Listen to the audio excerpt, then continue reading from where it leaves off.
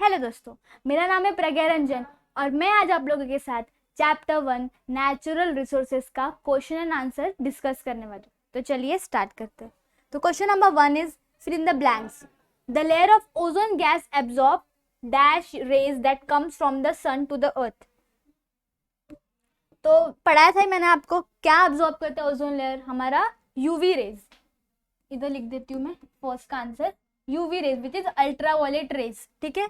Second one है of the water available on the earth fresh water forms dash percent. अब जितना भी पानी अवेलेबल है 71% में से कितना परसेंट था पानी पीने के लिए? ओनली 0.3%।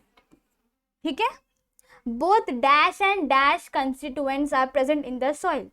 प्रीवियस लेक्चर में बताया था कि सॉइल के दो फैक्टर्स होते हैं, बायोटिक एंड अबायोटिक फैक्टर। सो इसका आंसर हो जाएगा बायोटिक एंड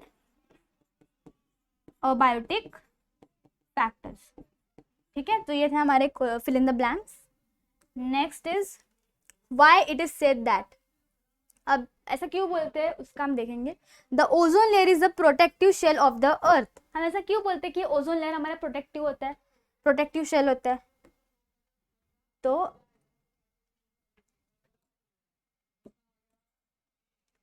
क्वेश्चन नंबर 2 का first one, the ultraviolet rays which is UV rays coming from the sun are very harmful for living things. बताया था आपको, it is very harmful. The ozone gas absorb this rays, और क्योंकि वो harmful होता है तो हमारा जो ओजोन लेयर होता है वो एज अ शेल काम करता है, एज अ प्रोटेक्टिव शेल काम करता है, वो उसको एब्जॉर्ब करता है। therefore it is very important for living things to have this layer of ozone at a high altitude around the earth. as a result life of the earth is protected। क्योंकि हम protected रहे अर्थ पे, इस वजह से ozone layer absorb करता है, इस वजह से हम उसको प्रोटेक्टिव लेयर बोलते हैं। ठीक है। Next question is water is life. अब वाटर इज लाइफ ऐसा क्यों बोलते हैं? We all know it is almost impossible for us to spend even a single day without water.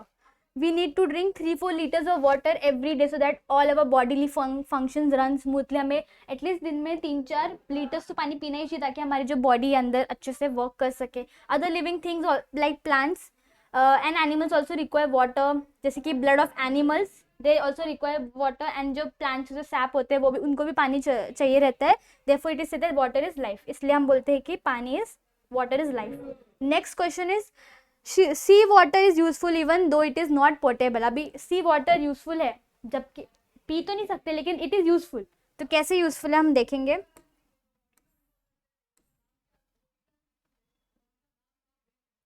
Although sea water is not portable it has various other kinds. बहुत सारे अलग अलग uses है, जैसे कि water from ocean can be use for making hydro electricity. आपको पता होगा पानी से भी यूज इलेक्ट्रिसिटी, हम बनाते हैं इलेक्ट्रिसिटी। जो आपके घर में फैन वगैरह चलता है उसको, वो इलेक्ट्रिसिटी से, मतलब वो पानी से के थ्रू आता है, और उसको हम बोलेंगे हाइड्रो इलेक्ट्रिसिटी। ठीक है। फिर it is also useful for aquatic animals. Aquatic animals fish sea water में ही रहते हैं। They can be use for activities like scuba diving and other water sports. Swimming के लिए काम आता है। फिर जो हम स्कूबा डाइविंग वगैरह करते हैं, इस वजह से भी वो सी वाटर यूजफुल होता है। Even it is also useful for transport method. Boat में हम ट्रैवल करेंगे, शिप में हम जाते हैं तो किसके थ्रू? सी वाटर के थ्रू जाते हैं ना। तो it is also useful for एक जगह से दूसरी जगह तक जाने के लिए भी काम आता है। तो it is also useful as it is also use as a transport method. Next question number 3, what will happen if microbes in the soil get destroyed। अगर माइक्रोब्स जो हमें सॉइल में प्रेजेंट होता है अगर वो डिस्ट्रॉय हो गया तो क्या होगा? तो हम देखेंगे क्वेश्चन नंबर 3 का A, soil contain various kinds of microbes like bacteria, fungi, algae etcetera. All this micro organism play important role. सारे हमारे लिए बहुत ज़्यादा इंपॉर्टेंट होते हैं। कैसे, वो हम देखेंगे। The bacteria fungi present in the soil decompose dead organic waste of plants and animals. ये डिकम्पोज करते हैं, उसको सड़ने में मदद करते हैं। तो इस वजह से वो जो रिमेन्स होता है, वेस्ट होता है एनिमल्स और प्लांट्स का, वो मैन्योर में कन्वर्ट हो जाता है। The manure contributes to the humus content of the soil, therefore helping in increasing its fertility। Manure is nothing but, जैसे पता है प्लांट्स को हम ग्रो करने के लिए हम खाद डालते हैं उसमें ताकि वो फटाक से ग्रो कर सके, तो खाद होता है ना, उसी को हम मैन्योर बोलते हैं। तो मैंने ह्यूमस पता होगा सॉइल का सबसे ऊपर लेयर होता है विच इज मैच्योर सॉइल, तो वो हेल्प करता है इंक्रीजिंग इट्स फर्टिलिटी, मतलब प्लांट्स को ज़्यादा से ज़्यादा ग्रो करने के लिए ये मदद करते हैं। कौन से? अपने जो ये बैक्टीरिया और फंगाई होते हैं। If microbes of soil get destroyed then the soil will lose its fertility, फिर वो ग्रो ही नहीं कर पाएगा, उसको अच्छा सा सॉइल अगर फर्टाइल नहीं हुआ तो प्लांट्स अच्छे से उस पर ग्रो नहीं कर पाएंगे। इस वजह से ये जितने भी माइक्रोब्स होते हैं वो बहुत ज़्यादा इंपॉर्टेंट होते हैं प्लांट्स इसके लिए। Next is the number of vehicles and factories in your surrounding increases. ऐसा क्यों हो रहा है? Vehicles and factories are the major source of air pollution, बहुत ज़्यादा पोल्यूशन करते हैं। If the number of vehicle अगर फैक्ट्री से इंक्रीज हो गया तो the surrounding it is obvious that it would result in increasing air pollution. अभी तो है एयर पोल्यूशन, और आ जाएंगे फैक्ट्रीज और अपने व्हीकल्स तो अपना एयर पोल्यूशन भी इंक्रीज हो जाएगा। In case the number of industries increases in our surrounding, it means more trees would have been cut down to make way for them and thus resulting in damage to the environment. Factories बनेंगे तो space चाहिए रहेगा, space चाहिए रहेगा तो plants काटे जाएंगे, plants काटे जाएंगे तो हमें ऑक्सीजन मिलेगा ही नहीं, वो बढ़ा तो हमारी लाइफ ख़त्म होने लगती है, तो इसलिए बढ़ना नहीं चाहिए। Next is the total supply of portable water is finished. अगर वो जो भी 0.3 आई के साथ 0.3% जो वाटर है फ्रेश वाटर, अगर वो डिस्ट्रॉय ख़त्म हो गया तो क्या करेंगे?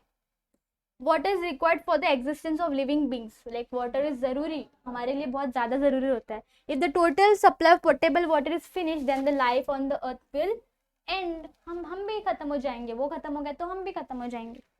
Next is the total supply of portable, हाँ ये हो गया। Now next is question number 4 which is match the following.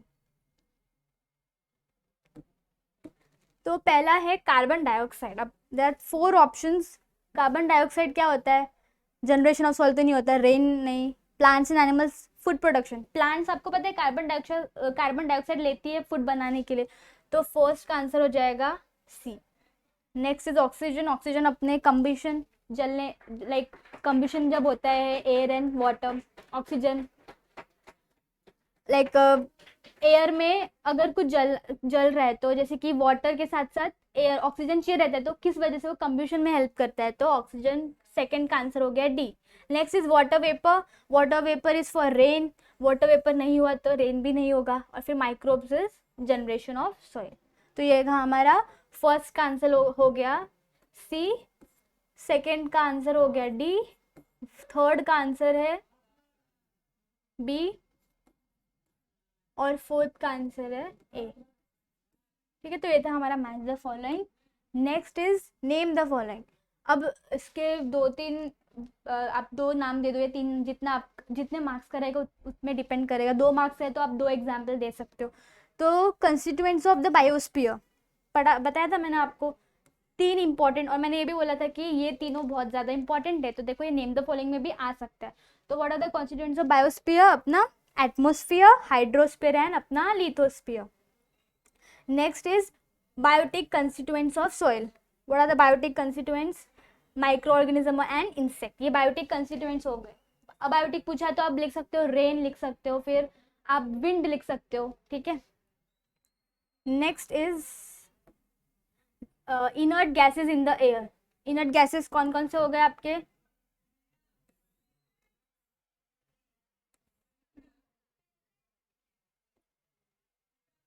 ये वाला मिस हो गया, फॉसिल फ्यूल्स हो गया। Third is fossil fuels. Fossil fuel अपना कोल एंड पेट्रोलियम है। Next is inert gases. तो इनर्ट गैसेज हमारा helium, neon, argon, radon, xenon, आप कितने भी लिख सकते हो जितना आपको उस पॉइंट पे याद रहेंगे। ठीक है, helium, neon, argon, radon, xenon, krypton, ये सारे इनर्ट गैसेज है, बट आप उसमें से 2 भी लिख सकते हो। Next is gases that are harmful to the ozone layer. जो भी हार्मफुल गैसेज होते हैं जैसे कि ये कार्बन टेट्राक्लोराइड जो कि हम एसी और रेफ्रिजरेटर्स में से आता है, वो ये carbon tetrachloride. Next question is question number 6, true और फॉल्स। तो land and soil are the same thing. Land and soil are the same thing, तो ये गलत है क्योंकि सॉइल अलग होता है और लैंड अलग होता है, तो इसका आंसर इज फॉल्स। फिर the water in the lake is called ground water. Lake को हम ग्राउंड वाटर नहीं कहते, ग्राउंड वाटर मतलब जो अंदर होता है, लाइक जैसे कि हम कुएं से जो पानी लेते हैं उसको हम ग्राउंड वाटर बोलते हैं, लेक के पानी को हम लेक वाटर ही कहेंगे, तो ये भी फॉल्स हो गया। It takes about 1000 years to form 25 centimetre thick layer of soil.